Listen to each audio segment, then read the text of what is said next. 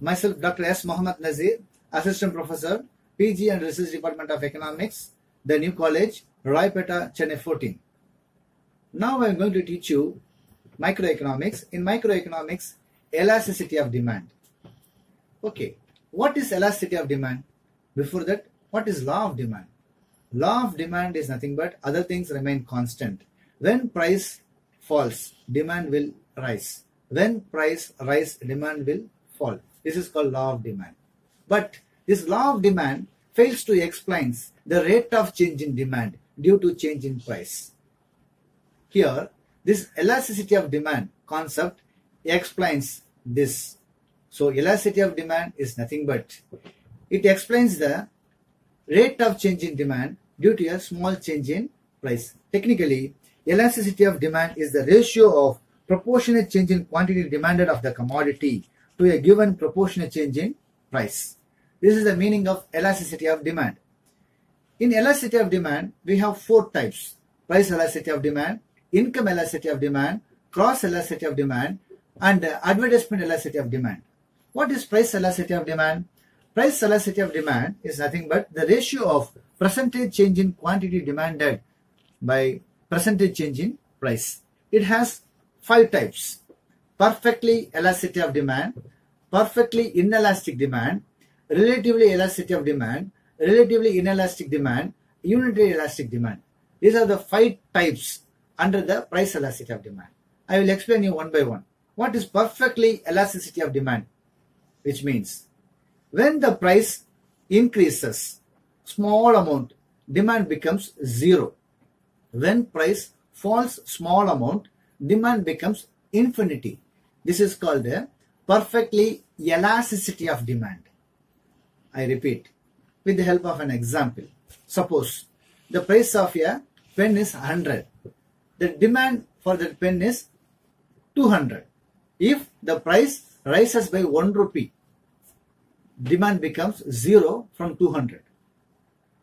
It is one example. Another example, the price of a pen is 100. If the price decreases by 1 rupee, the small changes.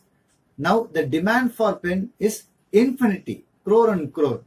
So when the small changes taken place, demand changes in large amount.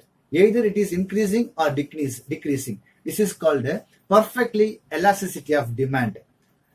Elasticity denotes by infinity symbol. The next one is the perfectly inelastic demand. What is perfectly inelastic demand? It is a situation, whatever may be the price, there is no change in the demand. Either price increasing or decreasing, there is no change in the demand. This is called inelastic. This is called perfectly inelastic. For example, salt.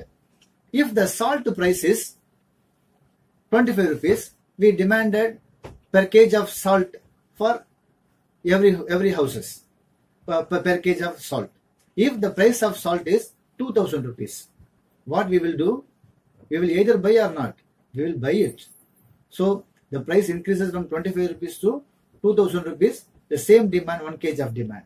If the price of salt decreases from 25 rupees to 1 rupee, what we will do? We will buy 10 kg of salt? No, we will buy the same amount of salt. So this type of demand is called a perfectly inelastic demand. The third type of price elasticity of demand is relatively elasticity of demand. What it means? Relatively elastic means if the price increases by 1 time, the demand decreases by 2 times. If the price decreases by 1 time, the demand will increase by 2 times. This is called a relatively elasticity of demand. So elasticity is greater than 1. Okay. Next one is relatively inelastic demand, which means the price changes by 2 times, demand changes by 1 time. If the price decreases by 2 times, the demand will increase by 1 time. If the price increases by 2 times, demand will decrease by 1 time. This is called a relatively inelastic demand. Here the elasticity is less than 1. The next one is the unitary elasticity of demand. What is unitary elasticity of demand? If the price changes, the same amount will change in demand side. If price increases by one time, the demand will decreases by one time. If price decreases by one time, the demand will increases by one time. Unit change. This is called unitary elasticity of demand. These are the types of demand, types of elasticity of demand.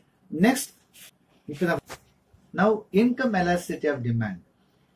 Income elasticity of demand is defined as the ratio of proportionate change in quantity demanded by the proportionate change in income of the consumer. Okay, if the consumer's income changes, what percent of changes of demand taken place, that is explained here. Okay, this is called the income elasticity of demand. The next one is the cross elasticity of demand. The cross elasticity of demand may be defined as the ratio of proportionate change in quantity demanded of commodity X due to the proportionate change in price of commodity Y. If the price of commodity Y changes, what percentage of changes of demand for X commodity taken place explained here. The next one is the advertisement elasticity of demand. It shows the proportionate change in demand due to the proportionate change in advertisement expenditures. Okay, these are the types of elasticity of demand: price elasticity of demand, income elasticity of demand, cross elasticity of demand, advertisement elasticity of demand. Under price elasticity of demand, we seen perfectly elasticity of demand, perfectly inelastic demand, relatively elasticity of demand, relatively inelastic demand, unitary elastic demand. Okay. What is the reason we are studying a law of demand? What is the reason the demand goes downwards from left to right? What is the reason we are studying a law of elasticity of demand? Everything is practical importance there. What is the practical importance? See, suppose you are a producer, you are producing a commodity. That commodity comes under inelastic demand. You are producing a commodity, that commodity comes under inelastic demand. How you will fix the price? You will fix the price in small amount, or you will fix the price in high amount. If your product comes under inelastic demand, definitely you will fix the price in high level, because whatever may be the price, there is no change in the demand. So you will get more profit.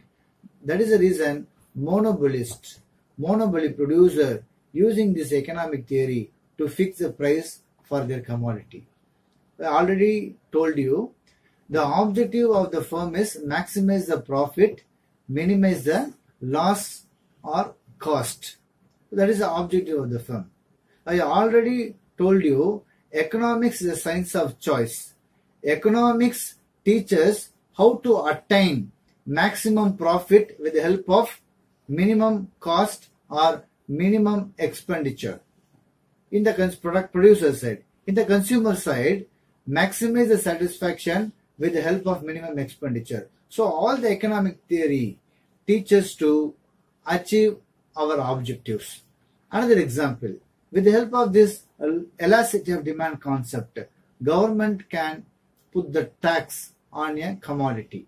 For example, if the government put the high tax on elastic demand commodity, what will happen? People will not buy that commodity because elastic. If government put the tax, the price will increase. The people will not buy that commodity. If the government put a high tax on inelastic demand, for example, petrol, diesel are inelastic demand commodity. That is the reason the government is impose more tax on that commodity. See, look here.